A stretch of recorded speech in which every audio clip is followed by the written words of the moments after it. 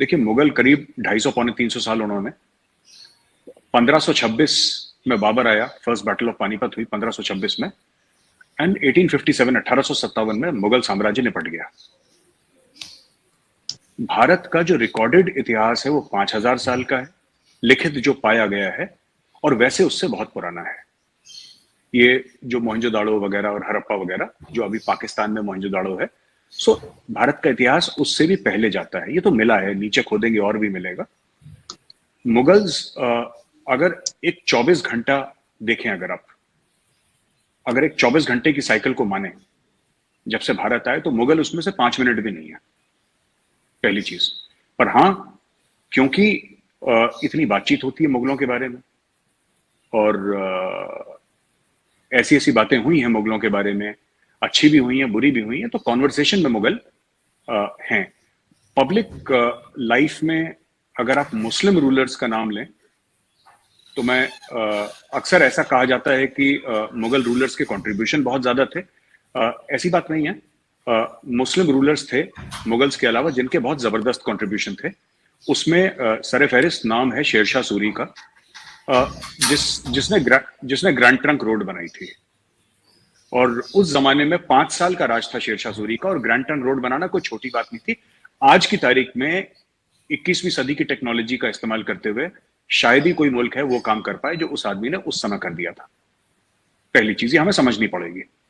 मेरा सिर्फ ये कहना है कि बात हिंदू या मुसलमान की नहीं है। मुस्लिम रूलर्स में से भी ऐसे कई रूलर्स थे जिन्होंने मुगलों ने अपने लिए काम करा।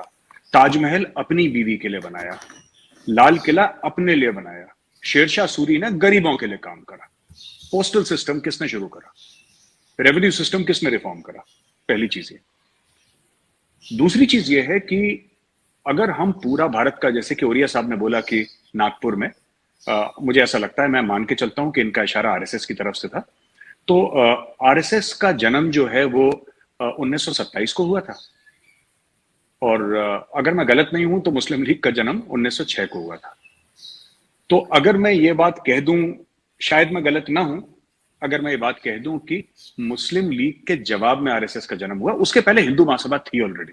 ये हमें बात समझनी पड़ेगी। आरएसएस के पहले हिंदू महासभा थी। एक और बात मैं कहना चाहता हूं। आपने ये बोला कि साहब ऐसा क्यों है कि हम लोग पीसफुल नहीं रह सकते। बात यह है कि जो टेम्परेचर है पाकिस्तान और भारत में इतना बढ़ा दिया गया है कि ये शेर की सवारी है, और इस शेर की सवारी से नीचे उतरना लोगों ने कोशिश करी है, और तारीख ने उन लोगों को निपटा दिया है। ऐसा हुआ है। आडवाणी जी गए थे पाकिस्तान, मीनार पाकिस्तान भी गए थे आडवाणी जी, लाहौर गए थे, इस्लामाबाद गए, पता नहीं कहां कहां गए, बहुत पहले की बात है, मुझे तो याद भी नहीं। अटल बिहारी वाजपेयी जी भी आए थे पाकिस्तान, आपकी तरफ से नवाज शरीफ साहब आए थे, और भी लोग आए थे। और बात यह है कि लोगों ने अपनी तरफ से कोशिश करी, पाकिस्तान से भी कोशिश करी, भारत से भी कोशिश करी, ये किसी वजह से नहीं हो पाया। इसमें भारत की भी कंसर्न्स हैं काफी कुछ, and I am sure Pakistan के भी कंसर्न्स होंगे। इसमें ऐसी बात नहीं है। आखिरी चीज, मैं इतिहास को लेकर, तारीख को लेकर एक बात बता दूं। भारत में कई लोग ऐसा मानते हैं, ऐसा मानना है कि, और कुछ लोग हीरोज भी मानते हैं, जो मुस्लिम्स आए थे, राजा महाराजा आए थे, सुल्तान आए थे, उनको कुछ लोग हीरोज भी मानते हैं, और कई लोग ऐसे हैं जो उनको विलेंस मानते हैं। इन्वेडर जब भी आता है वो अनइनवाइटेड आता है। इन्वेडर जब भी आता है वो अनइनवाइटेड आता है। मोहम्मद बिन कासिम 711 सिंध आए थे, और सिंध के राजा से उनकी लड़ाई हुई। तो जब अगर सिंध के राजा से लड़ाई हुई, इसका मतलब कि अमन को लेकर नहीं आए थे वो, तभी तो जंग हुई।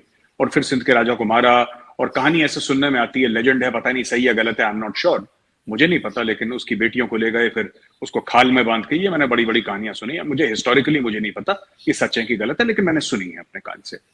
तो ये एक चीज है। जब गजनवी आया, जब गौरी आया, ये सब लोग जब बाहर से आए, तो उस जमाने में चलन भी था कि लोग आते थे, ऐसा करते थे, ऐसी लूट होती थी, सोमनाथ जैसे मंदिर टूटते थे।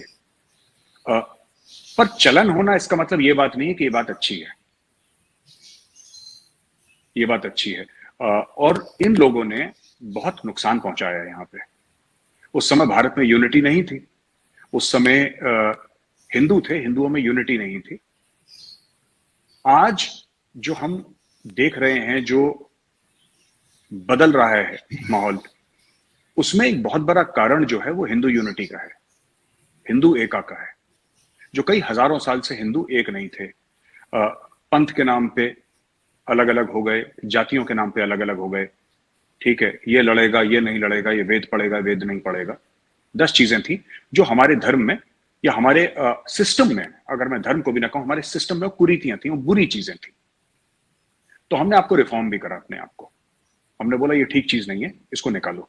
हमारे ट्रेडिशंस में कुछ गलत चीजें थी, उनको हमने निकाल के बाहर फेंका, और अभी भी निकाल के बाहर फेंक रहे हैं जो चीज गलत है। क्योंकि सेल्फ एक जिसको कहते हैं कि एक पाथ लेना चाहिए जिसमें सेल्फ करेक्शन होना चाहिए, वो हम मानते हैं। और हमें भी गलतियां रही हैं पास्ट में, उसको हम करेक्ट करने की कोशिश कर रहे हैं। लेकिन ऑल सेड एंड डन, मुझे फ्यूचर जो है आलिया जी, अगर मैं बोलूं कि मुझे ब्राइट लग रहा है, तो ये मेरी बात झूठ होगी। मैं फिर झूठ बोलूंगा अगर मैं ये कहता हूं फ्यूचर ब्राइट है, क्योंकि मुझे लगता नहीं है कि फ्यूचर ब्राइट है। मैं इंडिया पाकिस्तान रिलेशंस की बात कर रहा हूं। ये मामला ऐसे ही चलता रहेगा, और इससे बीजेपी का कोई लेना देना नहीं है, जैसे काफी लोग समझते हैं पाकिस्तान में कि जब से मोदी जी आए तब से। जब पाकिस्तान के 2 हिस्से करे थे, उस समय कांग्रेस की सरकार थी, इंदिरा गांधी थी कांग्रेस की। और जो पाकिस्तान से लड़ाइयां हुई है ना, बीजेपी के टाइम पर सिर्फ एक ही हुई है, क्योंकि बीजेपी पावर ही बहुत कम में रही है। हम बात कर रहे हैं 1999 कारगिल की, वरना लाल बहादुर शास्त्री 1965 में थे, जवाहरलाल नेहरू 47-48 में थे, इंदिरा गांधी 1971 में थी। तो ये इतिहास है हमारा। नेशनल सिक्योरिटी की पॉलिसी, चाहे बीजेपी हो चाहे कांग्रेस हो, इनके आने जाने से नेशनल सिक्योरिटी पॉलिसी नहीं बदलती। लोगों के एक नजरिए बदल जाते हैं कि इसको एग्जीक्यूट कैसे करना है। आखिरी में बस एक बात और कहूंगा, फिर ओरिया साहब की तरफ आप चले जाएं।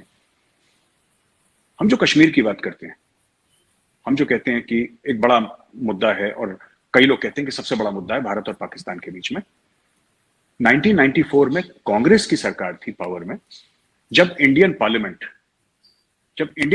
ने यह कहा था ऑफिशियली कि कश्मीर, जिसको आप लोग आजाद कश्मीर बोलते हैं और हम पाकिस्तान ऑक्यूपाइड कश्मीर बोलते हैं, वो और गिलगिट बाल्टिस्तान, ये हमारा है, हमें इसको लेना होगा। ये कांग्रेस की सरकार ने कहा था, ये बीजेपी की सरकार ने नहीं कहा था। तो this is a matter of historical record.